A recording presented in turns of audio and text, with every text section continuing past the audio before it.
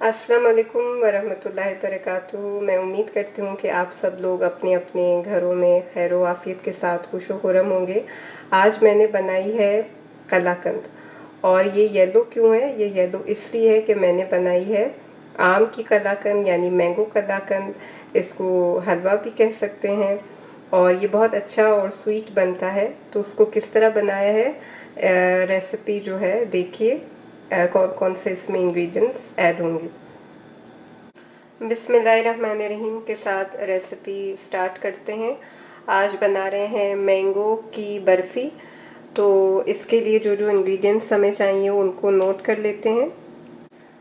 Mango puree मैंने लिया है, ये 1 कप है। और यहाँ पर जो है मैं अल्फांसो मैंगोज़ जो होते हैं वो यूज़ कर रही हूँ। तो मैंने यहाँ पे कैन लिया है, आप चाहें तो फ्रेश वाले ले सकते हैं। और ये वाले भी आते हैं, ये भी अच्छे होते हैं, ये पूरा ईयर अवेलेबल होते हैं कनाडा में। तो आप ये भी मैक्सिकन भी यूज़ कर सकते हैं। मैंने ये इसलिए यूज़ किया कि ये काफ़ी स्वीट हैं और ये बहुत अच्छे होते हैं। इसके अलावा जो है मेरे पास यहाँ पर नारियल का बुरादा है, ये मैं 1 कप यूज़ कर रही हूँ। जितना मैंगो प्यूरी है इतना ही है। और ये मेरा स्वीटेंड है, तो इस वजह से जो है मैं शुगर अवॉइड कर रही हूँ। बट हम टेस्ट करके देखेंगे, अगर तो हमें ज़रूरत होगी तो शुगर जो है वो ऐड कर लेंगे 3 to 4 टेबल स्पून। और around 4 table spoon milk powder जो है वो भी इसमें ऐड होता है।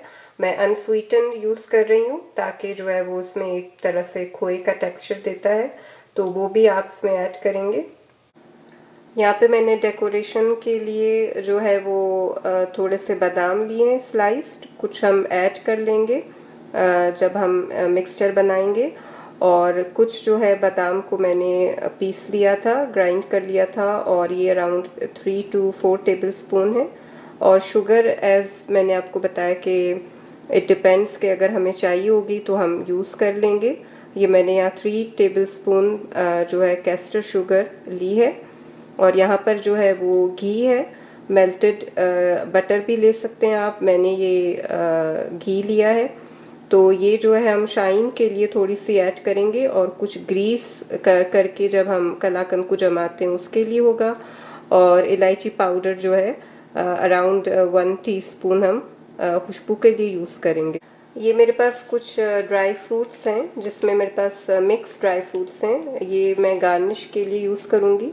जिसमें मेरे पास स्लाइस्ड जो है वो बादाम हैं, पिस्ते हैं, अखरोट हैं, कुछ मेरे पास इसमें क्रैनबेरीज हैं, और इसके अलावा कुछ गुलाब की पत्तियां हैं और डेसिकेटेड कोकोनट है। ये एक मिक्सचर जो है वो मैंने बना के रख दिया था। और कुछ इसमें जो है वो सीड्स हैं, मेलन सीड्स जो होते हैं वो हैं। तो it all depends on you के how you can garnish your कलाकंद।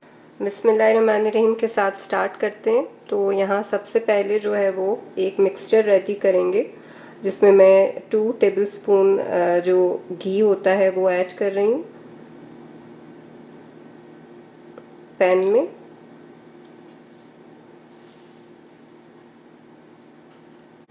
और थोड़ा सा जो है इलायची पाउडर ऐड कर रही हूँ। और ये जो मैंगो प्यूरी है इसको हम ऐड कर देंगे, ये 1 कप है।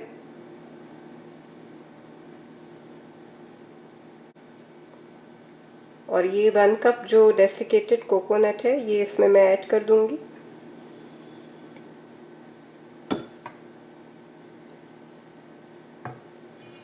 अब हम इसको अच्छे से जो है वो मिक्स कर लेंगे।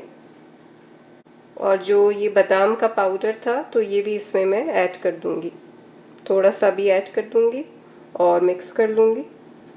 अब हम इस मिक्सचर को मीडियम हीट पर जो है वो थोड़ा सा पकाएंगे। देखिए इस तरह से इसको हमने मीडियम हीट पे रख दिया है, और जो है हम इसको आहिस्ता आहिस्ता हिलाएंगे। फ्लेम आपको स्लो रखनी है क्योंकि ये स्लो फ्लेम पे बनती है।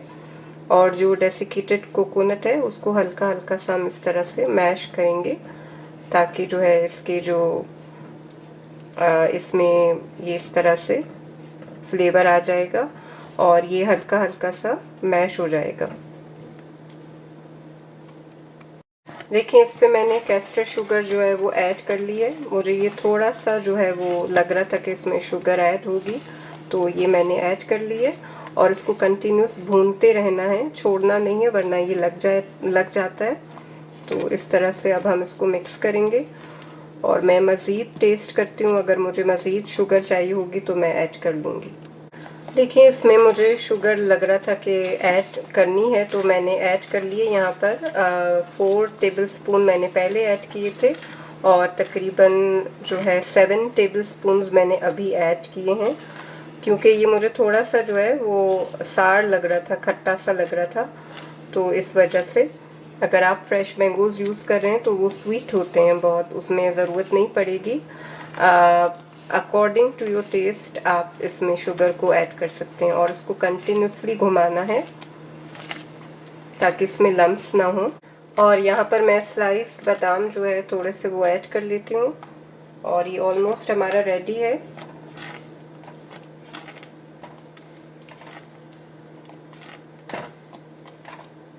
इसको थोड़ा सा स्टर करेंगे।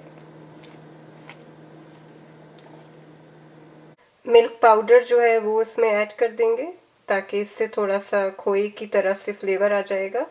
देखिए इस तरह से इसका टेक्सचर हो गया है और ये अब जो है ऑयल इसका जो है कढ़ाई छोड़ने लगा है, तो थोड़ा सा मैंने इसमें जो है वो घी डाल दिया था और अब हम इसको मज़ीद थोड़ा भूनेंगे और ये सॉफ्ट ही होनी चाहिए। देखें इस तरह से ये सेपरेट हो रहा है यहाँ से। तो अब हम इसको थोड़ा सा भूनकर 5 मिनट और इसको एक ग्रीस्ड पैन में ऐड कर देंगे।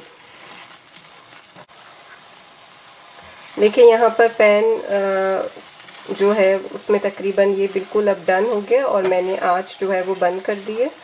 तो ये इस तरह होना चाहिए कि साइड्स जो है ये छूटने लगें इसके।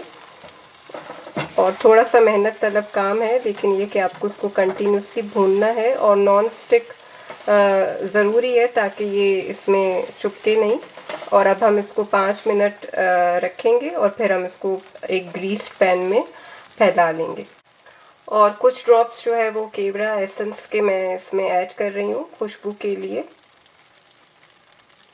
यहाँ पर एक ग्रीस्ड मैंने पैन ले लिया है और अब इस मिक्सचर को जो है इसमें मैं ट्रांसफ़र कर रही हूँ।